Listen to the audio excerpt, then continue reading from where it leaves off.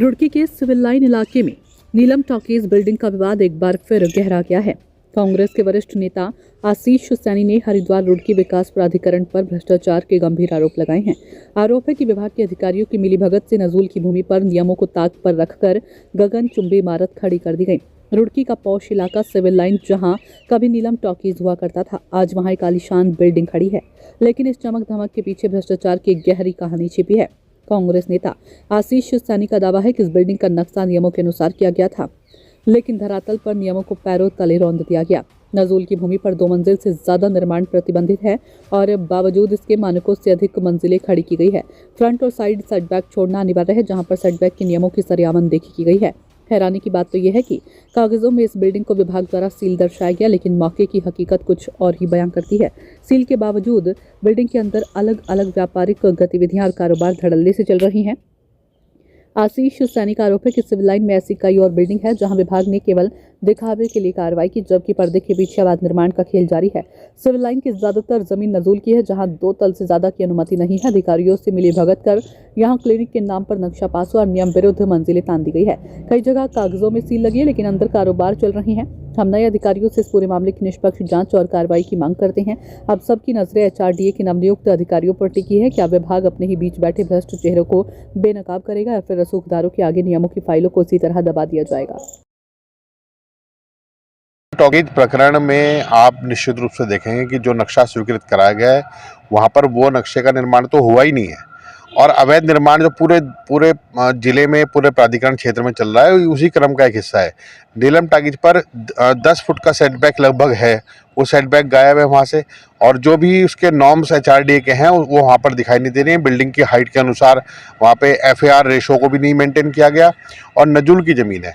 ये बड़ी सीधी गड़बड़ है जिसमें अधिकारी सीधे सीधे भ्रष्टाचार से में लिप्त पाए गए हैं। इस संबंध में हमने पहले भी पुलिस ने भी शिकायत करी जब इनके डिसमेंटल के ऑर्डर थे। उसके बाद अचानक से क्या इनकी सेटिंग हो जाती है, क्या इनका तालमेल बनता है। एक तरफ एचआरडीए नोटिस जारी करता है और अगले पल उससे सेटलमेंट करता है।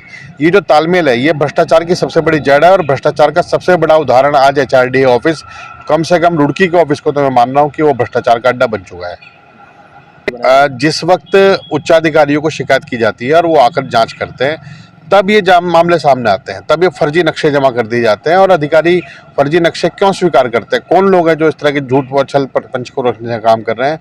लगातार ऐसे अनेक मामले हैं जहाँ पर बिल्डिंग पर निर्माण कर लिया गया, चाहे वो नजूल की हो या वो किसी और भी श्रेणी की होगी जो प्रतिबंधित क्षेत्र में होगी, उसके बाद भी उस पर निर्माण होता है। नक्शे के जो उसके नॉर्म्स हैं या जो नक्शे की बाउंड्रीज हैं, उसके अलावा भी जो सेटबैक है और सब चीज़ों को कब्जा कर लिया गया है। कमर्शियल जगहों पर ऐसी एक्टिविटी होने का मतलब करोड़ों रुपये का घोटाला है। करोड़ों रुपए की रिश्वत लेकर ऐसे गलत काम किए जा रहे हैं। मैं एक और चीज़ कहूँगा कि हरिद्वार रुड़की विकास प्राधिकरण ने अब तक जितने नोटिस जारी किए हैं, किसी को भी जितने भी नोटिस जारी किए हैं, एक सिंगल पर भी काम नहीं हुआ है।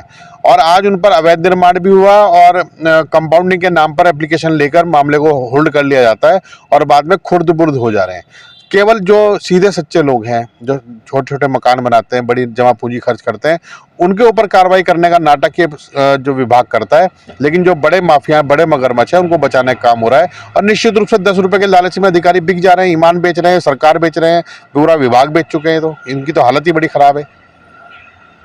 मैं बिल्कुल आपको कहूँ कि आवासीय को छोड़ दें, कमर्शियल बिल्डिंग्स में जिन पे भी नोटिस जारी किया गया है, आज तक कोई कार्रवाई नहीं हुई, कोई कंपाउंडिंग नहीं हुई, कोई कंप्लीशन सर्टिफिकेट जारी नहीं किया गया। आप अगर इससे अलग हटके भी देखेंगे, जितने नर्सिंग होम और बड़े जो बिल्डिंग बनाई जाती है, शॉपिंग कॉम्प्लेक्स बनते हैं, उनकी पार्किंग गायब है। कोई बड़े मल्टी स्टोरी बिल्डिंग बने हैं तो उनके अंडर का बेसमेंट पूरा वो कब्जा कर लिया गया है। यानी नियम और कानून नाम की जो धज्जियाँ यहाँ पर कुछ माफिया उड़ा रहे हैं, और उन माफियाओं की एचआरडीए में बड़ी सेवा की जाती है, और क्योंकि वो उनको कमा कर दे रहे हैं, भ्रष्टाचारी कमाई कमा के दे रहे हैं। लेकिन मैं कहूँगा किसी न किसी दिन तो कोई ईमानदार अधिकारी जरूर बैठेगा जो इस पर कार्रवाई करेगा। देखिए, मैं जो अभी नए अधिकारी भी आए हैं, थोड़ा बहुत उन्होंने उठापटक की है, लेकिन मैं ये मान रहा हूँ कि समस्या की जड़ पर प्रहार नहीं हो रहा है। यदि वो जड़ पर प्रहार नहीं कर रहे हैं तो मैं तो ये मान लूँगा कि निश्चित रूप से संलिप्त है, और ये संलिप्तता कहीं ना कहीं इस भ्रष्टाचार को बढ़ावा दे रही है जो हरिद्वार रुड़की विकास प्राधिकरण में हो रहा है। अधिकारी नोटिस जारी करते हैं और बाद में सेटलमेंट करते हैं। नोटिस और सेटलमेंट, सिर्फ नोटिस और सेटलमेंट पर ही ये पूरी लूट का खेल चल रहा है।